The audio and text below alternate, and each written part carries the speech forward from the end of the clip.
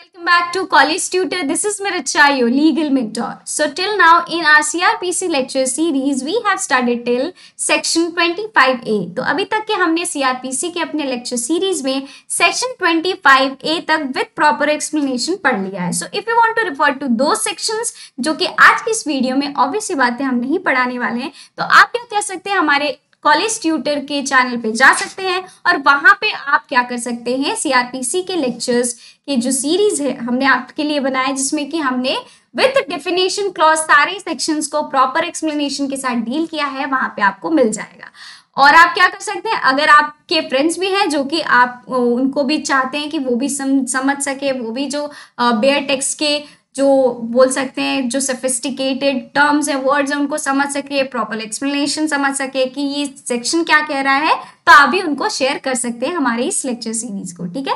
So today in this video we will be starting with a new chapter. ठीक है, जो कि हमारा चैप्टर जो 3 है वो हम इस वीडियो में स्टार्ट करने वाले हैं और इस लेक्चर सीरीज को हम क्या करेंगे, आगे बढ़ाएंगे. ठीक है. So today in this video we will be dealing with section 26 to section 28. ठीक है. So without any delay let's start our today's lecture.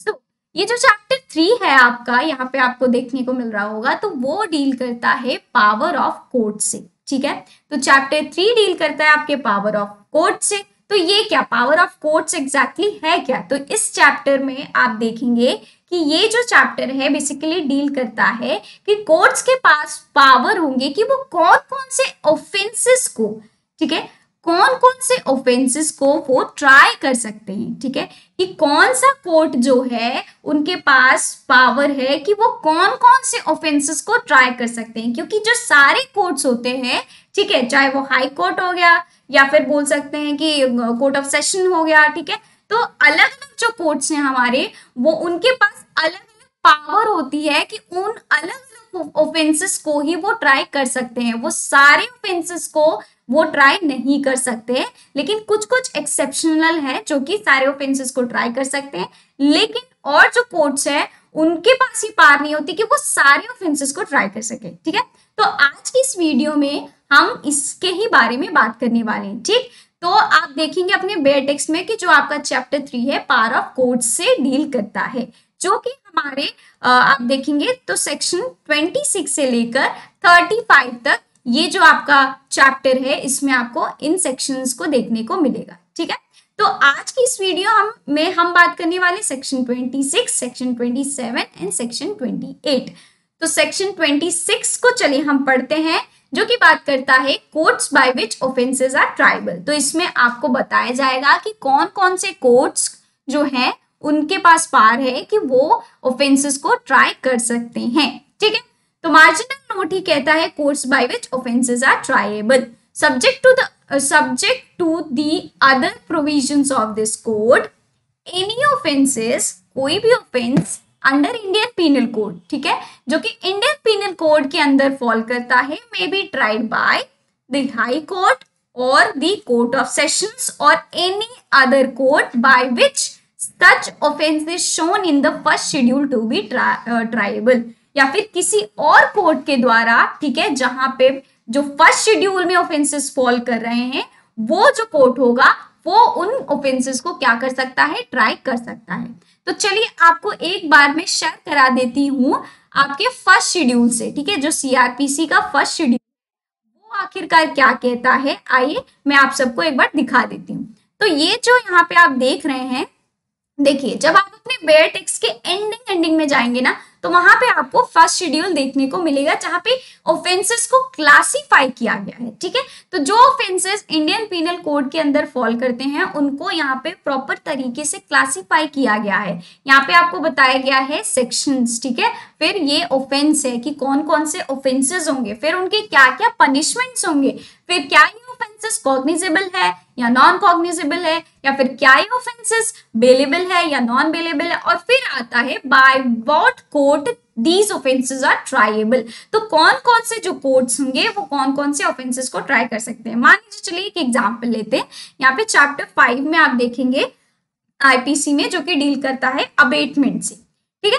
तो अबेटमेंट कौन से सेक्शन में फॉल करेगा, सेक्शन 109 में.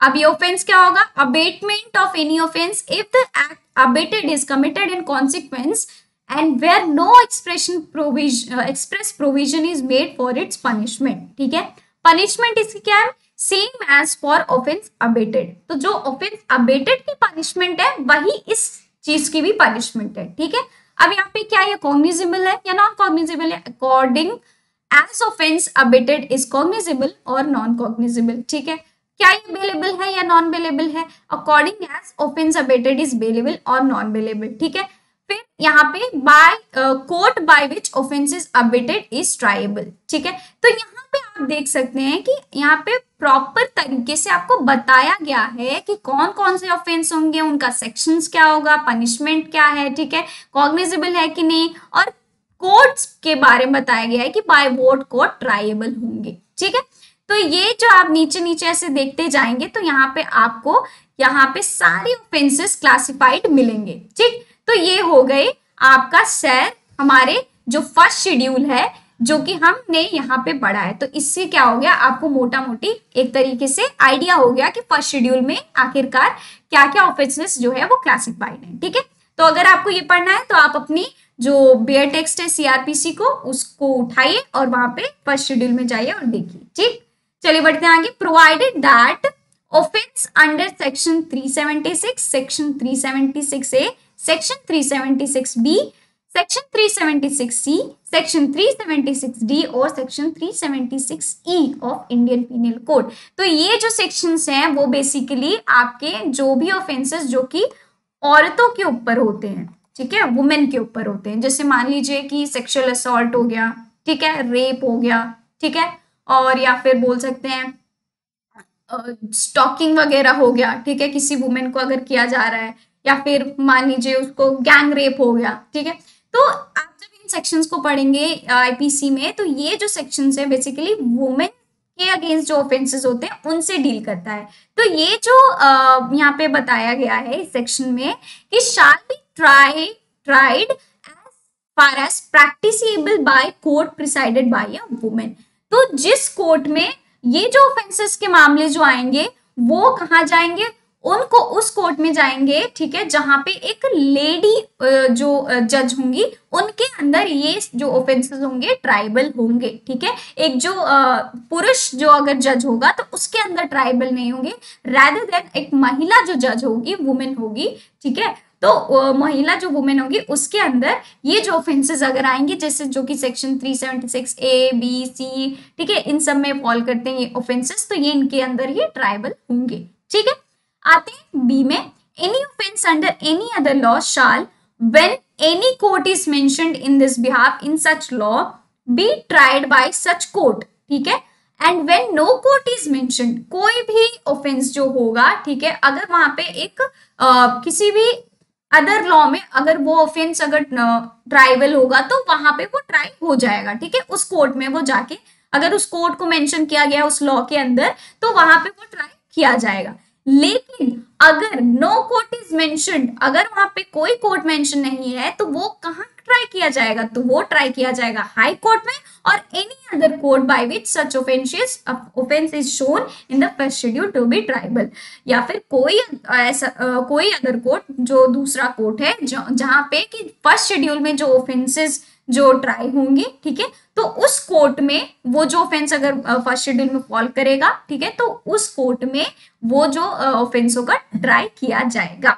ठीक, तो ये हमारा हो गया सेक्शन 26 बात करता है। बढ़ते हैं आगे, सेक्शन 27 जो है मार्जिनल नोट कहती है jurisdiction in the case of juveniles. ठीक है, तो कौन से कोर्ट के पास जुरिस्डिक्शन है कि वो जुवेनाइल के जो केसेस आएंगे उनको ट्राई करेगा। ठीक है, तो जल्दी बढ़ते हैं आगे, समझते हैं इनको।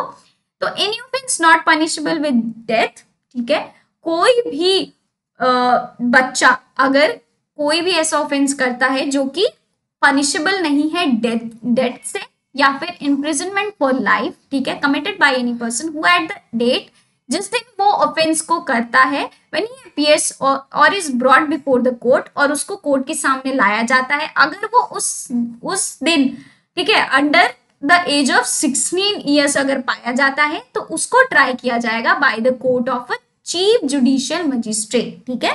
तो चीफ जुडिशियल मजिस्ट्रेट के कोर्ट में उस पर्सन को क्या किया जाएगा, ट्राई किया जाएगा, और by any court specially empowered under the children act 1960। तो जो चिल्ड्रन एक्ट 1960 में जो कोर्ट दिया गया है, या तो उस कोर्ट के अंदर उस कोर्ट के जुरिस्डिक्शन में इस जुवेनाइल को ट्राई किया जाएगा, और any other law for the time being in force providing for the treatment, ठीक है, या फिर कोई भी अगर ऐसा अदर लॉ बना हुआ है जो कि उस जुवेनाइल के ट्रीटमेंट, ट्रेनिंग और रिहैबिलिटेशन के लिए अगर बात किया जा रहा है तो उस कोर्ट में उसको ट्राई किया जाएगा, ठीक है। तो जुवेनाइल्स के लिए 2015 के बाद आपने देखा होगा निर्भया केस 2013 में हुआ था, तो 2015 में एक एक्ट बनाया गया, ठीक है, जिसको कि बोला गया जुवेनाइल, ठीक है, जस्टिस केयर एंड प्रोटेक्शन, ठीक है, ऑफ चिल्ड्रन एक्ट 2015, ठीक है। तो 2015 में इस एक्ट को लाया गया, इस एक्ट को बनाया गया, ठीक है, और बोला गया कि कोई भी जुवेनाइल, ठीक है, जो कि एज जो उसका होगा, ठीक है, अगर वो 16 साल के से लेकर 18 साल के बीच में अगर वो फॉल करता है, और अगर उस पर्सन ने, ठीक है, हीनियस क्राइम कमिट किया है, ठीक, अगर उस पर्सन ने हीनियस क्राइम कमिट किया है, ठीक, उस जुवेनाइल ने हीनियस क्राइम कमिट किया गया है, तो उसको ट्रीट किया जाएगा एज अ एडल्ट। तो उस पर्सन को ट्रीट किया जाएगा एज एन एडल्ट, ठीक है, एडल्ट की तरह ट्राई किया जाएगा और ट्रीट किया जाएगा, और उसको फिर जुडिशियल कस्टडी में ले जाया जाएगा। फिर उसको कोई भी जो कॉन्फ्लिक्ट विथ लॉ में जो वो जुवेनाइल होगा, ठीक है, तो उसको एडल्ट की तरह ट्रीट किया जाएगा और उसको जुडिशियल कस्टडी में ले जाया जाएगा, ना कि किसी भी ऐसे रिहैबिलिटेशन सेंटर या फिर जहाँ पे ट्रीटमेंट उसका हो सके, ठीक है, उसको रिहैब करा जाए, वहां नहीं लेके जाया जाएगा, ठीक है। इतनी बात क्लियर हो गई। तो ये हमारा जो सेक्शन है 27 ये बात करता है कि जो कौन से कोर्ट्स होंगे जो कि जुवेनाइल उनके पास जुरिस्डिक्शन होगा कि वो जुवेनाइल से रिलेटेड जो उनके पास मैटर आएंगे उसको ट्राई करेगा, ठीक है, या फिर उनके पास केस आएंगे जो कि वो ट्राई कर सकते हैं, ठीक। अब बढ़ते हैं आगे, सेक्शन 28 को पढ़ते हैं कि सेक्शन 28 क्या कहता है। तो बेसिकली यहाँ पे हम बात करेंगे सेक्शन 28 में कि जो हाई कोर्ट होगा और सेशंस जो जज होंगे, ठीक है, तो वो कौन कौन से सेंटेंसेस को पास कर सकते हैं, ठीक। तो चलिए सब सेक्शन 1 इसका क्या बात करता है उसके बारे में हम जान लेते हैं। तो जो हाई कोर्ट है वो पास कर सकता है any sentences authorised by law, ठीक है, उसके पास ये क्या है, पावर है कि वो लॉ के द्वारा उसको ऑथराइज किया गया है कि वो किसी भी क्या कर सकता है, वो सेंटेंसेस को पास कर सकता है, ठीक है। अब सबसेक्शन 2 में आते हैं। अब यहाँ पे सबसेक्शन 2 में बात कर रहा है सेशंस जज और एडिशनल सेशंस जज की। तो ये इन जो जजेस होंगे या फिर इनकी जो कोर्ट होगी, ये कौन से सेंटेंसेस को पास कर सकती है, तो ये पास कर सकती है कोई भी सेंटेंसेस ऑथोराइज्ड बाय लॉ, ठीक है। बट ये हाई कोर्ट क्या है कि कोई भी सेंटेंसेस को पास कर सकती है ऑथोराइज्ड बाय लॉ, लेकिन जो सेशंस जज है और एडिशनल सेशंस जज है वो भी पास कर सकती है कोई भी सेंटेंसेस ऑथोराइज्ड बाय लॉ, लेकिन यहाँ पे एक एक्सेप्शन है कि एनी सेंटेंस ऑफ डेथ, ठीक है, कोई भी सेंटेंस जो कि डेथ का होगा पास बाय सच जज shall be subject to confirmation by the High Court. तो अगर वो डेथ का कोई भी सेंटेंस पास कर रहे हैं तो उनको हाई कोर्ट के कंफर्मेशन के बाद ही वो पास कर सकते हैं, उनको हाई कोर्ट से कंफर्म करना ही पड़ेगा, अदरवाइज वो नहीं पास कर सकते, ठीक। बढ़ते हैं आगे, subsection 3, An assistant sessions judge may pass any sentence authorized by law। यहाँ पे assistant session judge की बात हो रही है, वो भी पास कर सकते हैं any sentence जो कि authorized by law होगा, लेकिन a sentence of death or life imprisonment or imprisonment for a term exceeding 10 years वो उन sentences को क्या कर सकते हैं, पास नहीं कर सकते, ठीक है। कौन कौन से, डेथ को और imprisonment for life और imprisonment for a term exceeding 10 years। अगर ऐसे जो मामले आते हैं, ऐसे ऑफेंसेस जो आते हैं, तो उन ऑफेंसेस को वो ट्राई नहीं कर सकते, ठीक।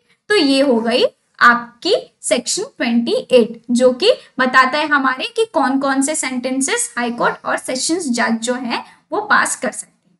ठीक है, तो ये आज हमारा लेक्चर जो है यहीं पे होता है एंड हम मिलते हैं अपने अगले लेक्चर में। इस सीरीज को आगे बढ़ाते हैं। ठीक है, अगले लेक्चर में इन सेक्शंस को आगे बढ़ाएंगे। ऐसे ही ऐसे हम क्या करेंगे, एक प्रॉपर एक्सप्लेनेशन के साथ इन सेक्शंस को पढ़ेंगे। और अगर आपको ये जो सेक्शन, ये वीडियोस, लेक्चर्स हैं आपको अच्छी लगती हैं तो प्लीज जरूर लाइक करें और अपने फ्रेंड्स के साथ भी शेयर करें, सो दैट वो भी क्या करें, बेयरली इन सेक्शंस को समझ पाए। ठीक है, तो मिलते हैं अपने अगले सेशन में। ठीक है, till then bye bye, take care, thank you.